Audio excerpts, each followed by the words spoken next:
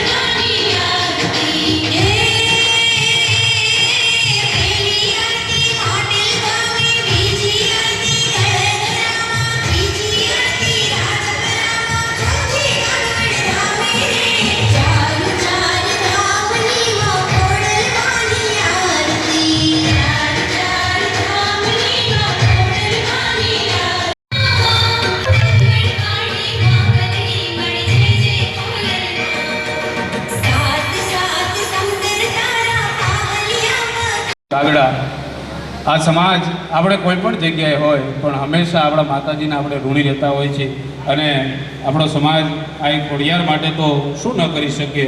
ત્યારે આ કાર્યક્રમની માતાજીની આપણે આરતી કરી અને આરતીથી આ કાર્યક્રમને આપણે આગળ ધપાવશું। ત્યારે કાર્યક્રમની અધ્યક્ષસ્થાને શ્રી અનારબેન પટેલને હું વિનંતી કરીશ, તેમજ મહેમાનશ્રીઓ ગોપાલભાઈ રૂપાપરા, મનોજભાઈ સાકરિયા, અશુભાઈ લુણાગરિયા સર્વે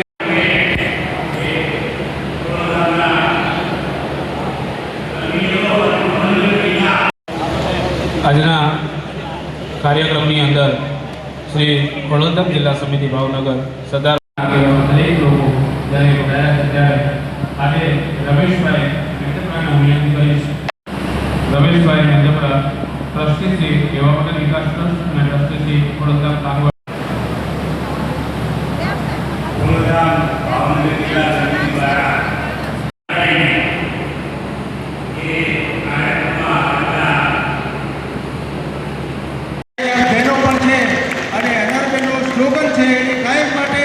એક મનમાં એવો ભાવ ઉભો કર્યો છે, તમે દુનિયામાં જે પરિવર્તન જોવા માંગતા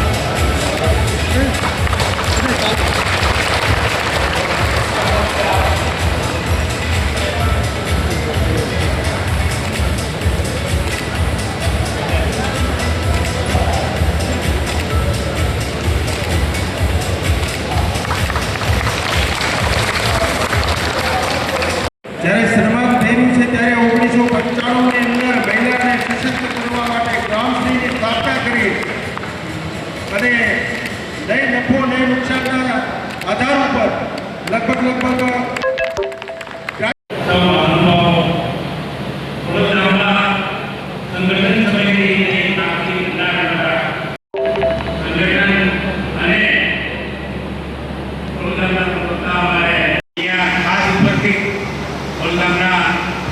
આમંત્રણને માન આપીને પધારેલા બધા આગેવાનો, ગ્રામ્ય કન્વીનરો, અમારા ભાવનગર જિલ્લાના કન્વીનરભાઈ શ્રી વિશાલભાઈ ધામેલિયા, શહેર કન્વીનર મહેશભાઈ કાકડિયા,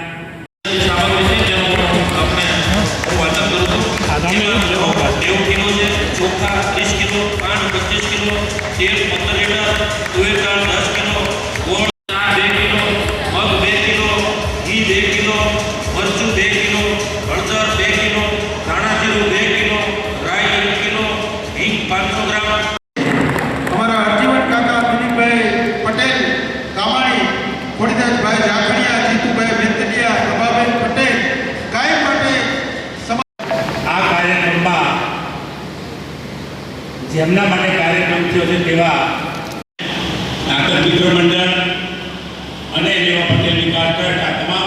સંસ્થાઓ દ્વારા આપ સૌનું અહીંયા હાર્દિક સ્વાગત કરું છું.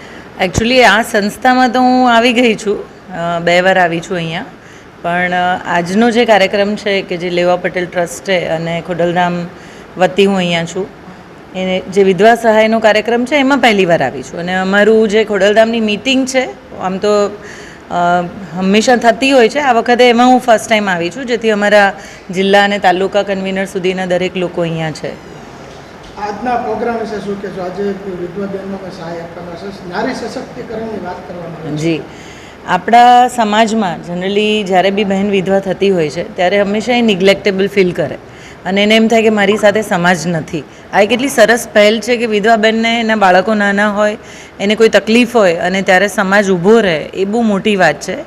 આજે હું એટલે જ આવી છું કારણ કે જે બી વિધવા બહેનો છે એ બહેનોમાં જે બહેનોને અલગ અલગ પ્રકારની સ્કિલની જરૂર છે, ક્યાં એના પોતાના જીવનમાં પગભર થવાની એને ક્યાંય જરૂર છે, તો મળીએ, એ લોકોની વાતો સાંભળીએ તો આપણને ખબર પડે કે કારણ કે 190 બહેનો હતી એમાંથી આજે 100 બહેનો છે. કારણ કે તમે વિચારો કે 90 બહેનો પગભર થઈ હશે ત્યારે જે અહીંયા સહાય લેવા નહીં આવી હોય, તો આ 100 બહેનોને બી આપણે કેવી રીતે પગભર કરી શકીએ.